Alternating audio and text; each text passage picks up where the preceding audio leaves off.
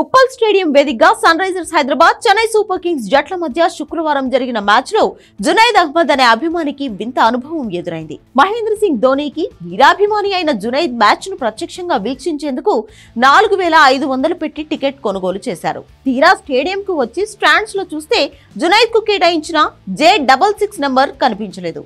J65, J67 సీట్ల మధ్య తన నెంబర్ 66 లేకపోవడంతో ఒక్కసారిగా అవాక్కైన జునైద్ ఈ విషయాన్ని ఎక్స్ ద్వారా వెల్లడించాడు. సీటింగ్ తో పాటు కొద్దిసేపు తాను నిలబడి చూస్తూ ఉన్న ఫోటోలను ఎక్స్ లో పోస్ట్ చేశాడు.